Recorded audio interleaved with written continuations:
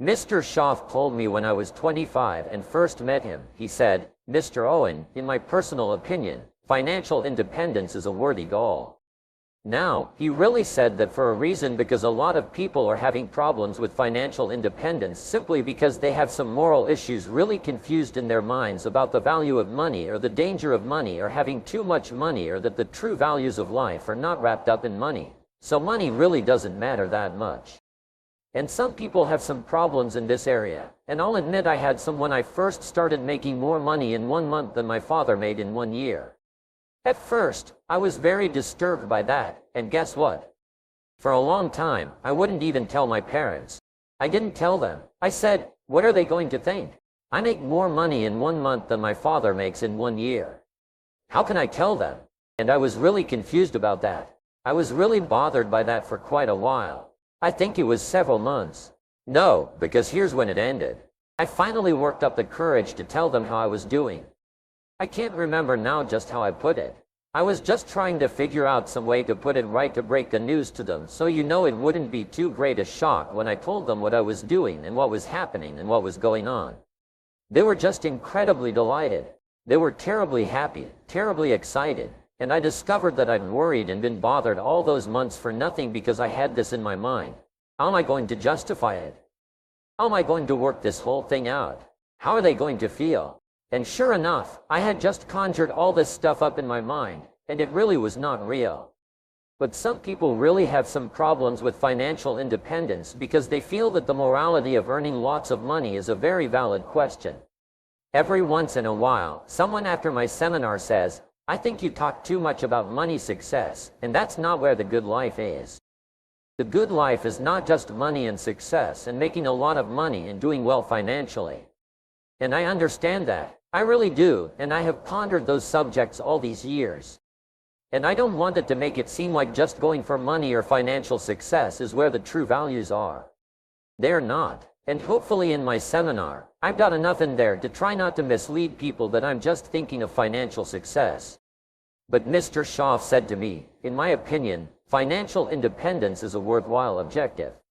He said, "Jim, once you get money out of the way, you can't believe the other dimensions of your life you can work on.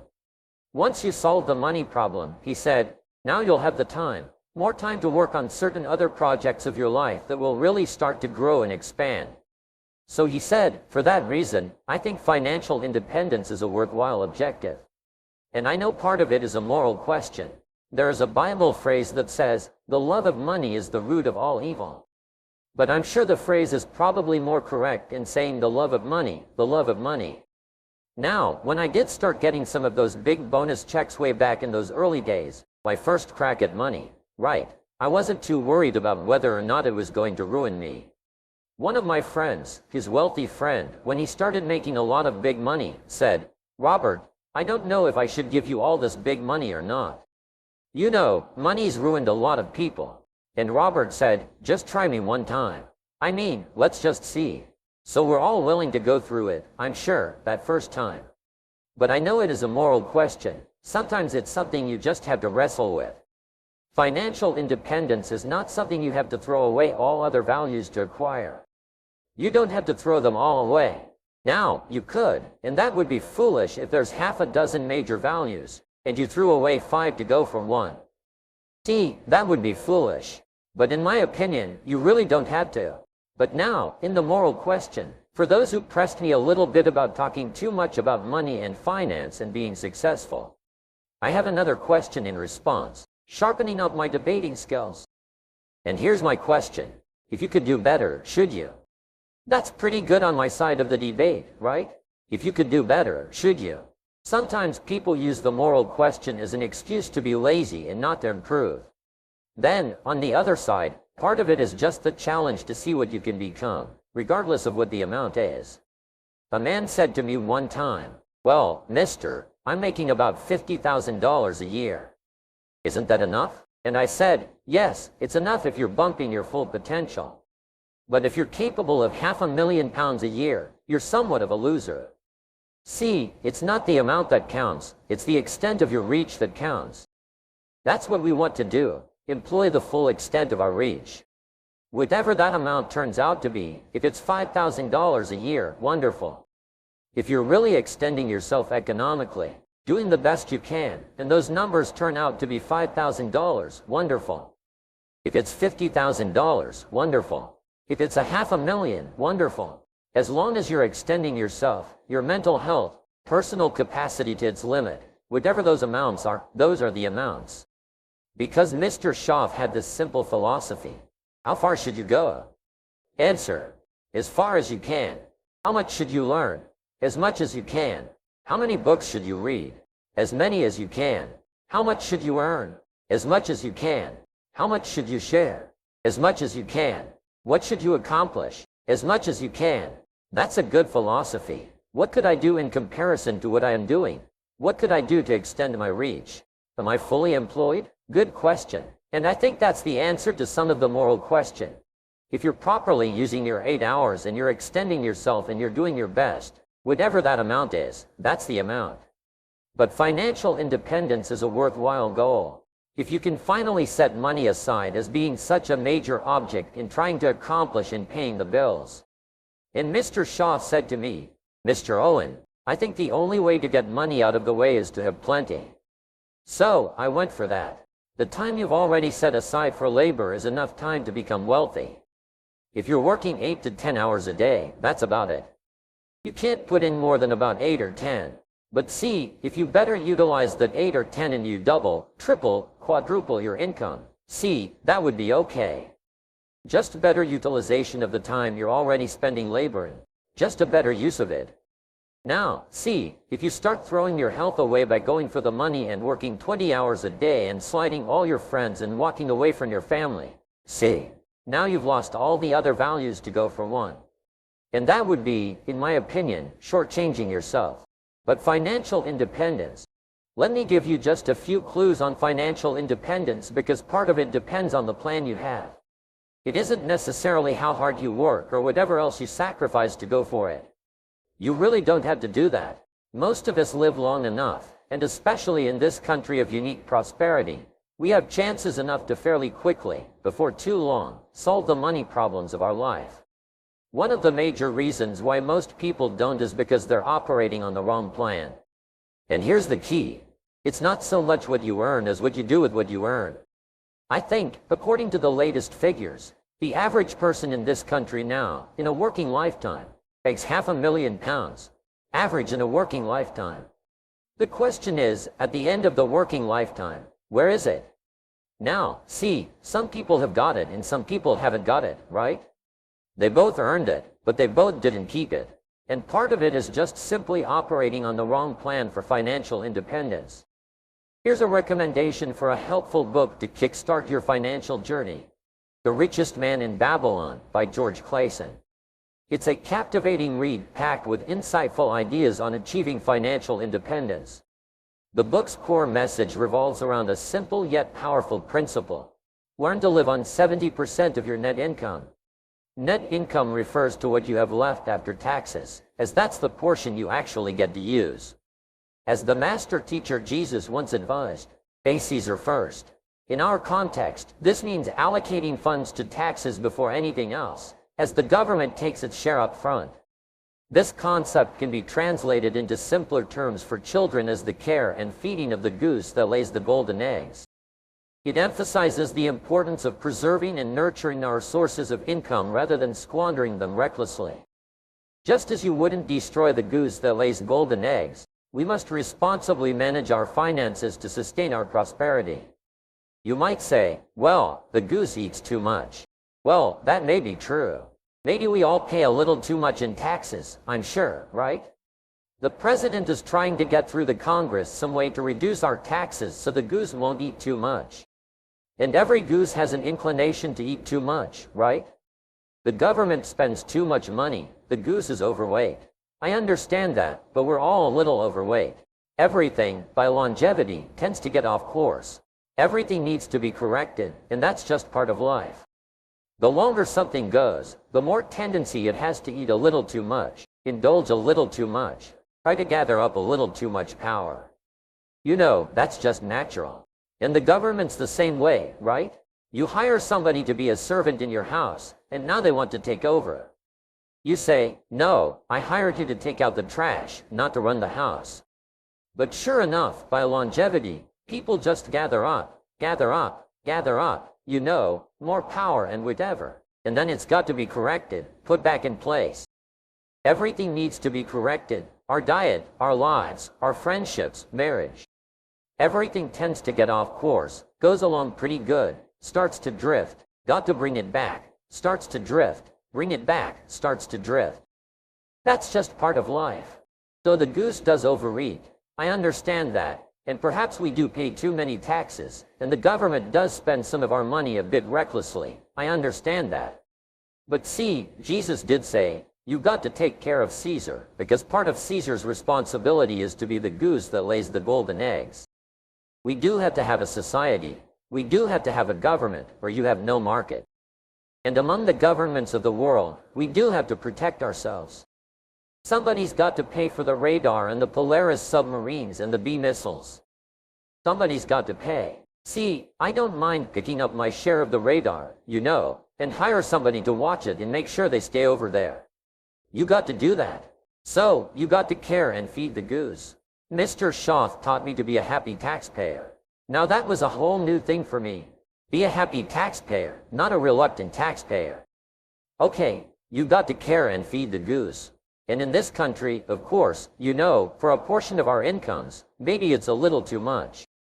But pay it happily anyway. Maybe they'll straighten it out, and it'll come down a little bit or whatever. Just pay it gladly to know that we've got to have the Army, the Navy, the Air Force, the submarines, the battleships. We've got to have a show of strength.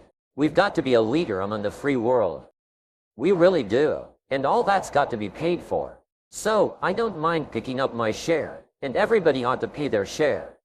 In my personal opinion, the poorest of the poor ought to pay federal income taxes if it's only $1 a year, so they have the sense of contributing to the care and feeding of the goose, instead of just taking. They also contribute at least $1 a year, the poorest of the poor, so that they have a sense of helping to pay for the safety and the security of the country. Because see, with our present Navy and Army and Air Force and the governmental structure and what safety we do have around the world keeps us here, secure in our homes, right where we can work and enjoy each other's commerce, possibilities, trade goods and services, and make money, enjoy ourselves, and have parties. Now, somebody is willing to do all that out there while we're here having fun, making money, and having parties. I don't mind picking up my share of the tab. Okay. So Caesar's first, pay Caesar first. Then what you've got left after Caesar needs to be divided up. And the book, The Richest Man in Babylon, gives you some suggestions on how to divide up your money and where to put it so that you'll have a good plan. Everybody needs a financial plan because here's how you surely wind up broke. Spend all you make. See, you just wind up broke. Now, in those early days, I spent more than I made. That's why I'm making it down to budget finance to finance the deficit in my spending. Okay, some suggestions on what to do with the money you've got left now after taxes. One has learned to be enterprising. Profits are better than wages. Everybody should turn part of their income, even if it's from wages, into capital and become a capitalist.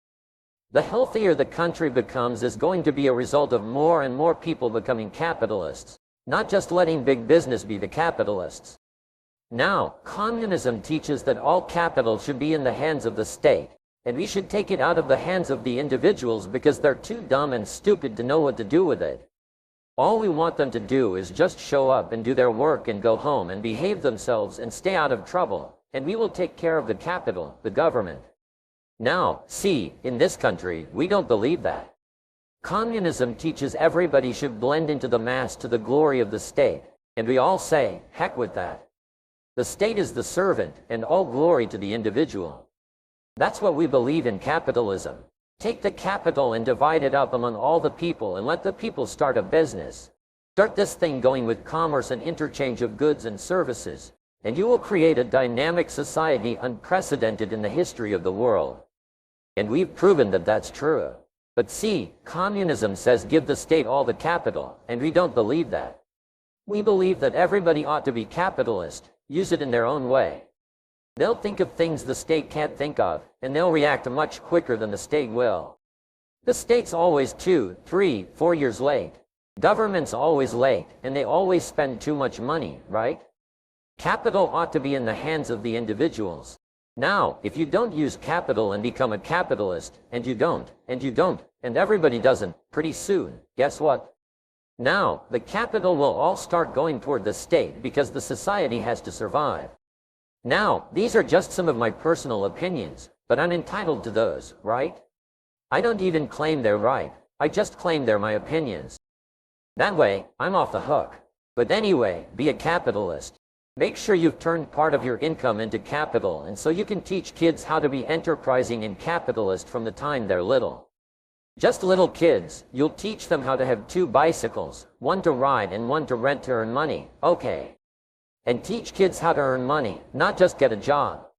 Teach them how to be enterprising, teach them how to sell. One of the best ways to learn about life is just to get out and sell something. And little kids can sell.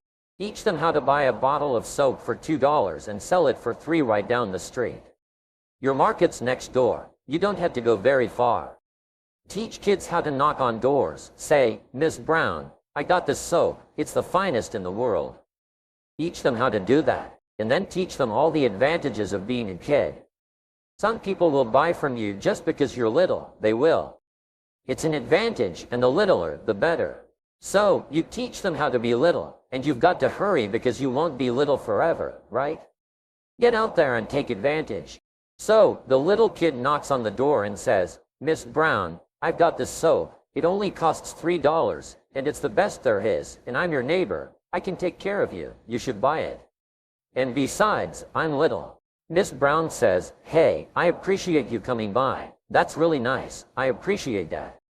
But look, I've already got plenty of soap." Little kid says, "Well, let me come in and check." See, kids don't mind doing that, right? I mean, they know how to overcome objections. You don't need to give them classes. They're incredible. Now, a little kid makes a sale, got $3. Now, what you got to do is not only teach them how to earn the $3, how to get the 3 by making a sale. Now you've got to teach them what to do with the money. Now, it's very simple, what to do with $2, right?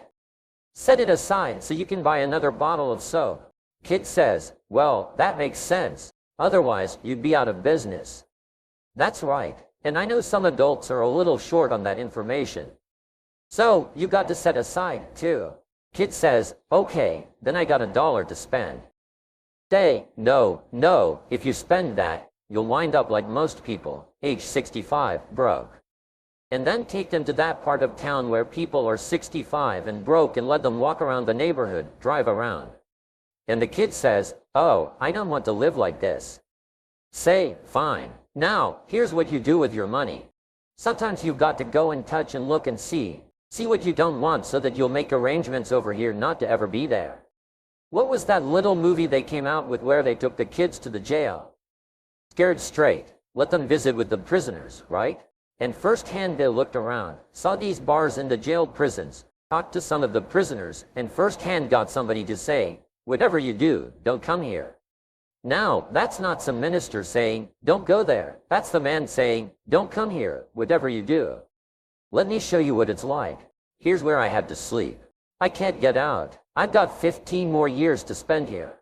Kids' eyes get about this big, saying, "I don't ever want to wind up here." See, that's good, right? And to teach us all, we've just got to go where it is where people have had the wrong plan, and that's sad, right? To look back and say, "I picked up the wrong plan at age 20. Look where I am. Who talked me into this plan? I bought the wrong plan." So then the kid says, "Okay, what will I do with my $1? Here's what you do with your $1. 0.10 is for the increase of capital, and everybody ought to have the same plan. 0.10 out of every $1 should be for the increase of capital." Now, see, the kid understands this right away, says, "Well, that's true. If you saved up your dimes and could buy 2 bottles of soap instead of 1, you save yourself a trip." That's right. Now, not only do you save yourself a trip, some people will sell you 2 bottles cheaper than 1. You buy 1 bottle for $2. They sell you 2 bottles for $3.80. Kid says, how clever. Then when you sell it, you make more money. That's right. That's why you've got to accumulate your capital, because everybody benefits from it. They get to sell 2 bottles instead of 1 at a time. So it's better for them, and it's better for you, and it's better for everybody. Now you're starting to teach commerce, capitalism, how to earn money, how to be responsible, and mainly what to do with it. Here's another 0.10. Another 0.10 is to give charity.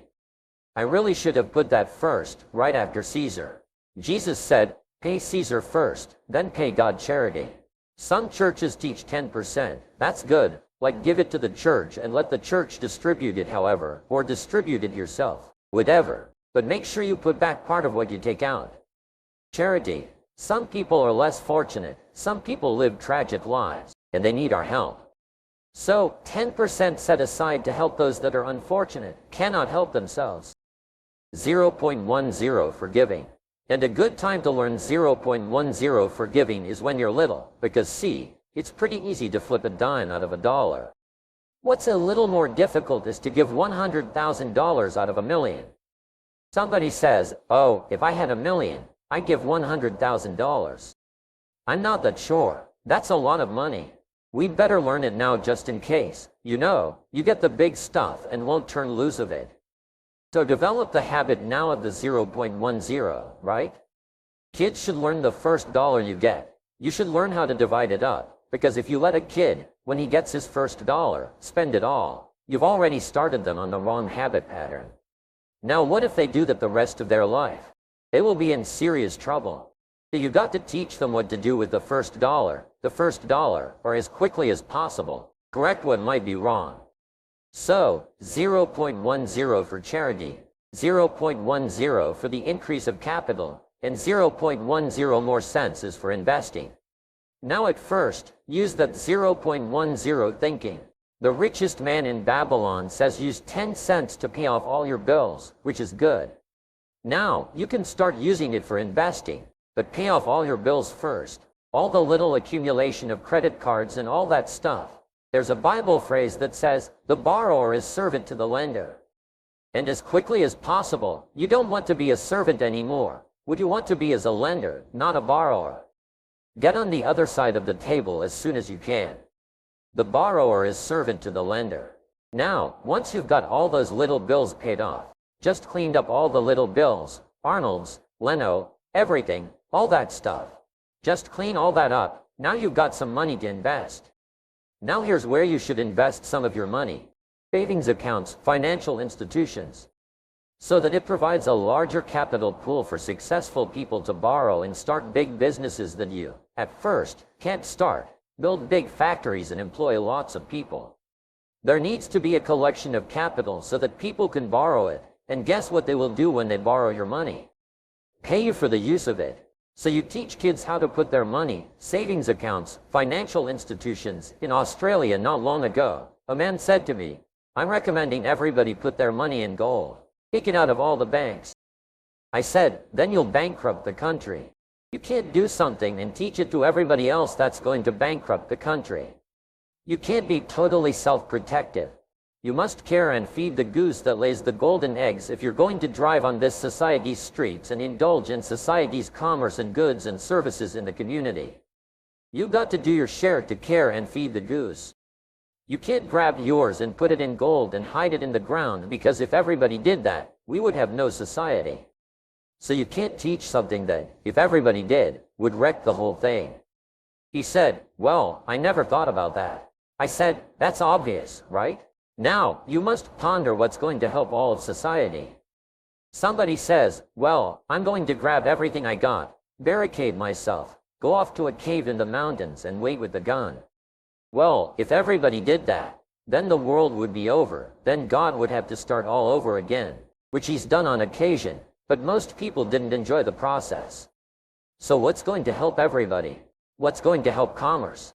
What can I do on my part on taxes and my part on savings and my part on helping financial institutions that will build businesses and employ more people and keep the health of the country going and alive? You just have to think, not just about yourself. Self-thinking is for the development of skills. Now, we need to think also outward about what can I do? My part. My 0.10, my percentage. And you can teach this to kids. Put your money in financial institutions. Kid says, well, do you get it back? Sure, you get it back. They borrow it for a while and give it back to you, and they also pay you interest on it. They pay you money for using it. Kid says, how clever. And then you give them the blockbuster. He says, yeah, but what do they pay kids? And you give them the good news. Same rate as they pay adults. Now you can start acting big because now, number one, you're a lender instead of a borrower, and you're getting paid as much as adults. Even if you're 10, they pay you the same percentage. Kid says, wow. Now then, you also have to teach kids how to be happy taxpayers because kids become taxpayers as soon as they spend money. They go down to the local store, spend 50 cents. Shopkeeper wants what? 3 more pens. Kid says, well, what's that for? Who gets that money? Now, at age 10, he's a taxpayer. 3 cents he's got to cough up out of his hard-earned money. He earned it, it's his. Kid says, the shopkeeper says you got to give me 3 cents. It's taxes. Little kid says, well, I'm only 10. Doesn't matter. At 10, you become a taxpayer. Now you've got to teach kids how to be happy taxpayers and what the 3 cents is for. Otherwise, they will be confused. So you teach them what the 3 cents is for. See the sidewalks and the streets? Everybody can't make their portion of the street. You don't have the equipment. So what we do is we all gather up this one money from all of us, and we pay somebody to build these streets and these sidewalks so you have something to ride your bicycle on and you can go places. Kid says, well, that makes sense. Then here's my 3 cents. I'll make my contribution. It's part of the care and feeding of the goose that lays the golden eggs. And then you also teach kids, see the police car going there? You own that. It's yours, and the guy in it's one of your servants, called public servant. So at age 10, you got some servants. Servants taking care, keeping the bullies away. When you get in trouble, give a call. See, once people understand where the money goes, what's it for, make the happy contribution. Divide up your money gladly instead of reluctantly. Then you can just change a lot of this inner turmoil. And you get more excited about participating and doing your part and learning skills and growing so that you become an incredibly unique part of society rather than a reluctant part, a foot-dragging part, an unhappy part, and a miserable part. And you do it with animosity instead of joy. See, you can imagine what the complex of society and how it would change if everybody had those feelings. But if enough of us do, see, we'll be able to affect all the others, at least in some measure. What do you do with your money? So now we've got 30% set aside. Learn to live on 70. Okay, Caesar first, then God. 10 cents for the increase of capital, 10 cents to invest, live on 70. Now, once you get doing extremely well, you can even start living on less and less and less because the amount is more and more and more. Now, a few more tips on financial independence, and we'll take our first break here. They are, number 1, if you haven't done it in a long time, put together a financial statement on yourself. A financial statement simply is a piece of paper divided in half, and on one side is all a list of your assets, the value of your assets. On the other side of the paper is all that you owe, called liabilities. Then you subtract one from the other, and that now is called your net worth. Mr. Shop asked me, have you put together a financial statement recently? I said I've never put together one. He says, well, now is the time to do it. And I wasn't too happy about putting together that first one. I said, well, it's not going to look that good. He said, it doesn't matter how it looks. You've got to have one to get where you want to go. First of all, you've got to know where you are. Say, where am I? Without kidding anybody. Okay, now this first financial statement, you don't have to publish it in a public record. It's for your own private eyes to see, but you've got to see where you are. Take a look. Now, when I put my first one together, I had no problem on the liability side. I mean, that was a long list. Budget, finance, they were all on there. Money I'd borrowed from my parents, it was all on there. Right on the asset side though, I really started scraping the bottom of the barrel. I put the value of my shoes on there. I put shoes. They're worth $10 at least, right? I'm scraping so I won't look so bad, right? But anyway, so if you put together your first one right, whatever you've got to do, make it look as good as you can, but also make sure it's accurate and make sure you take a good look at where you are. Now then, play this financial independence program like a game. Be delighted in reducing your liabilities and increasing your assets. Once I got the hang of this, I started putting together a financial statement about every 30 days, sometimes even less if I knew the picture had changed quite a bit. I'd draw me up a new financial statement so I could put away the old one. Here's my new one. You just play it like a game, and then learn to be excited about reducing your liabilities. Shop taught me how to pay my bills with enthusiasm. Now, see, that was a whole new thing for me. He said, the next time you pay $100 on an account, put a little note in there and say, with great excitement, I send you this. He says, you won't believe what it'll do on the other end. Right? When they get that note. But he says, most importantly of all, you won't believe what it'll do on your end. Now, starting to part with your money with excitement, with enthusiasm, he started changing my whole opinion about money, and about paying my bills, and about capital, and learning to live within restricted limits. He got me excited about it. And see, a big part of what you do with your plan is going to be your attitude about it. So develop a whole new attitude about your money. Remember, it's not the amounts that count, it's the attitude and the plan. He got me to open up my first savings account. And he said, go down there with excitement and open it up. I never had a savings account. So I told him, I said, well, I don't have any money to open up a savings account. He said, have you got $10? I said, well, I got $10. He said, then go get it open. It's not the amount, it's the plan. So I marched down to the bank and opened up my first savings account. Now, that took a little bit. I'm a grown man, and I said to the lady that waited on me there at the bank, I said, I want to open up a savings account. She said, fine, what's your name? I said, Mr. Rohn. She said, Mr. Rohn, just fill this out. I said, okay. So I filled it out. I said, there it is. She looked it over and she said, that's fine. She said, how are we going to get this started? I said, put $10 in. She said, 10 what? I said, $10. Now, Shaf said, be enthusiastic. Now, see, I had trouble there. I'm 25, I'm married, my family's starting, I'm working, and I've been to college, and I'm opening up my first savings account with only $10. Now, that was tough. But Shaf said, swallow hard and just go do it. Do it with excitement because it'll change. It's the plan that counts, and not the amount. Wow. So I put the $10 in. I said, hey, this doesn't look like much. But I said, I'll tell you what.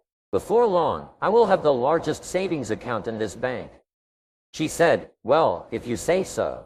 Guess what? Within less than 2 years, I had the largest savings account in that bank. In less than 2 years. Shaf was right. It wasn't the amount, it was the attitude. It was my new plan. I got excited about rearranging my life, putting it together. Here's a couple more. Keep strict accounts. Have you ever heard the old expression, I don't know where it all goes? Let me give you probably one of the most important phrases of the whole weekend. You've got to know where it all goes. You just got to know. No, the Rockefeller boys said their grandfather made them keep track of every penny they got and where it went. It's called habit. You just got to know where it's going, what's happening. Get a handle on it. It's part of how you become financially independent because I found out, even early in the game when I was making some pretty good money, I found out you could make $5,000 a month and go broke. Somebody says, how could you go broke making $5,000 a month? It's easy, $6,000 or 9 months from Thursday it's over. If your outgo exceeds your income, your upkeep becomes your downfall. You got to know where it goes. So keep strict accounts. Now, then, when you can start investing, begin a small side business. Engage in some buying and selling. Some individuals in this region have become incredibly wealthy in real estate over the last 12 to 15 years. It's unbelievable. Be on the lookout for opportunities to buy. For us collectively, in conducting business, we have someone who specializes in seeking out investments. But until you can afford that luxury, where people can find places to put your money to get the best advantage of making it useful as well as making money, you've got to be sharp enough on your own to do some buying and selling. You can even teach kids how to make proper investments. What if kids bought light bulbs 3 years ago and just put them aside? They could have gone down to the Safeway, bought them, brought them home, and stashed them under the bed or in the closet. 3 years ago, what would they be worth today? 2 or 3 times as much as they were 3 years ago. How would you like to make that kind of return on your money? Incredible, right? A kid says, light bulbs? I never thought about that. Just buy some and set them aside. Buy 1, buy 10, buy a dozen, buy 100. Save up your money. Put them in light bulbs. Set them aside. Okay, 3 years later, now you've got some light bulbs to sell at an incredibly inflated price. The kid says, yeah, where do you sell light bulbs? Same people that are buying your soap, just right down the street. Financial independence. Put your plan together and get your family excited about it. Get the kids excited about it. Get the husband excited. Get the wife excited. This is something that if everybody works on, if everybody has a financial statement, if everybody knows where it's going, and everybody has a celebration every once in a while when the assets are going up and the liabilities are coming down and the net worth is changing, make it a source of celebration. We're among an incredible group. In comparing financial statements, I think the major guy in our group is worth about $50 million. So, he becomes an incredible incentive for the rest of us. It's nice to have somebody around that's carrying that kind of heavy. Right? It gives you something to shoot for. You're looking, yeah, I'm looking pretty good, and then you see somebody else's financial statements. Well, I've got a little ways to go. But anyway, play it like a game. Get excited about it. Develop the skills in how to earn money, thinking of enterprises, investments, developing more skills so you can earn more money, but then have an incredibly excellent plan on what to do with your money. And sure enough, very quickly, the first year, the second year, the third year, you can't believe the changes that'll start to be made. And the major change, of course, is in your own self-confidence. And that's where riches come from. Self-confidence. It's not the growing bank account. It's your growing awareness that you're in charge. You got a plan. You're on track. It's changing because you changed it. It's different because you made it different. It's growing because you made certain commitments to yourself. And those kinds of feelings are where the treasure is, because the true treasure is in personal development. Happiness is not contained in what you get. Happiness is contained in what you become. But sure enough, what you become is related to what you get. So you can take a look at what you've gotten and have great satisfaction that you're the one that designed it. You're the one that defined it. You just didn't let it drift and get into trouble. You made the changes. You made the hard decisions. So, for your own financial independence, get the book. Get some other books. Do some reading. Make it a game. Play it. Have a plan. Change your attitude. Become a happy taxpayer. Pay your bills with enthusiasm. Put all this together, and I'll tell you what, it'll start to change. You won't believe it. Okay, financial independence. Thanks again for listening, and make it your best year ever.